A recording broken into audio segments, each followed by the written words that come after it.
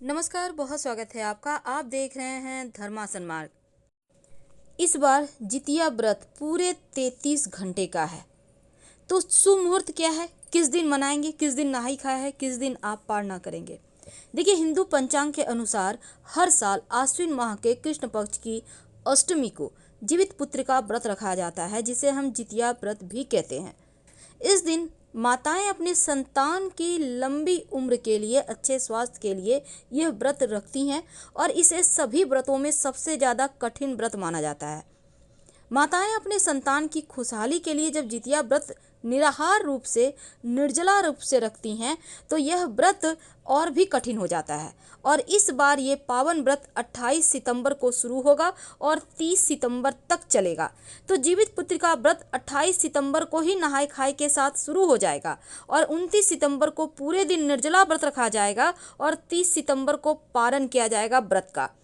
क्योंकि जीवित पुत्र का व्रत संतान की प्राप्ति, उसकी लंबी आयु की कामना के लिए किया जाता है, तो धार्मिक मान्यता के अनुसार इस व्रत को करने से संतान के तमाम कष्ट दूर हो जाते हैं और संतान दीर्घायु होता है।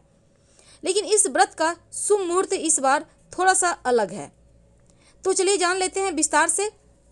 देखिए, जो आश्विन कृष्ण पक्ष की अष्टमी तिथि है वो 28 सितंबर मंगलवार की शाम 6:16 से शुरू हो जाएगी और अष्टमी तिथि जो समाप्त होगी वो 29 सितंबर की रात 8:29 पर शुरू हो जाएगी, समाप्त हो जाएगी। तो 28 सितंबर के 6:16 के पहले ही आप तमाम कार्य कर लें और यहाँ से आपका उपवास शुरू होता है और अगले दिन यानी कि 29 सितंबर को आपका व्रत रहेगा और 30 सितंबर को सुबह सूर्योदय के बाद आप कभी भी पारना कर सकती हैं। तो बहुत सिंपल है। लेकिन इस व्रत में चूंकि भगवान जीमूत वाहन की पूजा की जाती है और आप अगर घर में कुछ से बनी हुई जीवित वाहन की प्रतिमा वगैरह स्थापित करती हैं तो अच्छी बात।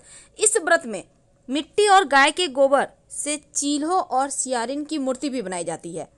उनके माथे पर लाल सिंदूर और टीका लगाया जाता है और पूजा समाप्त होने के बाद जीवित पुत्र का व्रत की कथा सुनी जाती है और पारण के बाद दान दक्षिणा देने के बाद आप डलिया का प्रसाद खाकर पारण करते। तो ये व्रत चूंकि 28 सितंबर नहाय खाए से ही शुरू हो जाएगा और दूसरे दिन निर्जल व्रत रखेगा। इस दिन कुल्ला भी नहीं किए जाते हैं, मुंह में पानी भी नहीं लेना, ब्रश भी नहीं करना है।